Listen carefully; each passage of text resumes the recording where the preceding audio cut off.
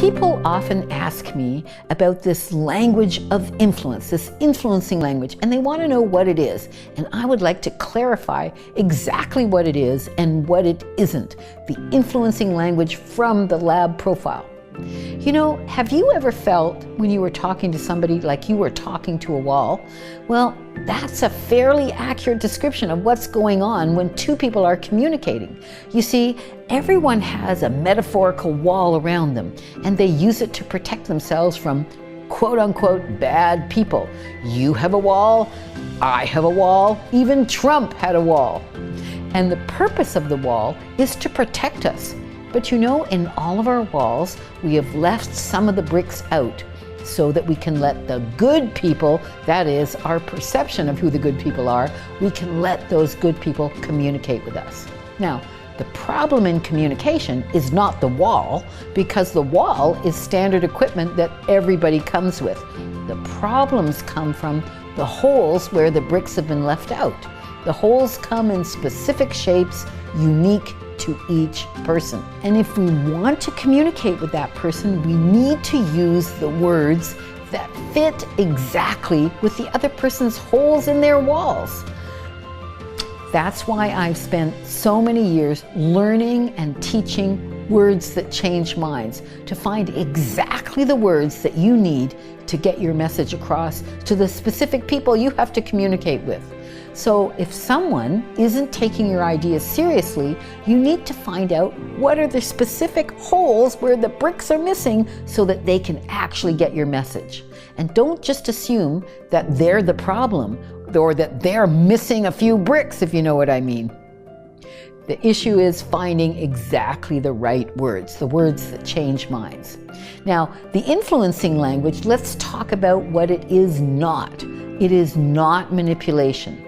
Manipulation is when you do whatever it takes to get what you want without taking the other person into consideration. That's not what we're doing. When you're using the influencing language, you're using their language and their way of thinking so that they don't have to make a huge effort trying to figure out what you mean, because it's not in the way they're thinking. Let me give you an example. Let's imagine for a moment that a manager and an engineer are chatting about the rollout of the new software. And the manager says, okay, is everything ready so that we can roll out the new software on Tuesday night? And the engineer says, well, we're not ready to do that yet because we don't have everybody's okay and buy-in. What do you mean you don't have their okay and buy-in? This was decided ages ago. We're supposed to be rolling it out on Tuesday. Well, there's a couple of sign-offs that we still don't have. Well, let's make sure those sign-ups are done so that it can happen on Tuesday. And oh, another thing's going wrong. The pre-training hasn't happened yet. We gotta make sure everybody gets that training so we can make that rollout happen. Well, there's other things that are happening that maybe you need to know about. You can see that this is not working very well. This manager has a goal that he's trying to get done. So we call this below conscious motivation pattern a towards pattern. The manager is aiming to make something happen. Well, the engineer isn't thinking about that at all. The engineer is thinking about all the problems that are coming up and what needs to be done about those problems. What are those things that need to be moved away from, or we can't make any progress? So they're talking in opposite directions of movement. The manager is moving towards, and the engineer is moving away from. And in fact, they're going to both have a very frustrating conversation simply because the direction of their language isn't the same. This one's moving towards, this one's moving away from. So what do they need to do?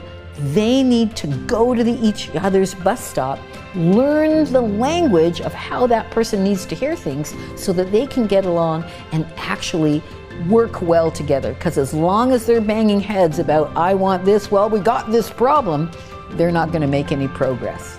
So that's what the influencing language is for. It enables you to go to someone's bus stop and speak in a way that they're actually able to hear.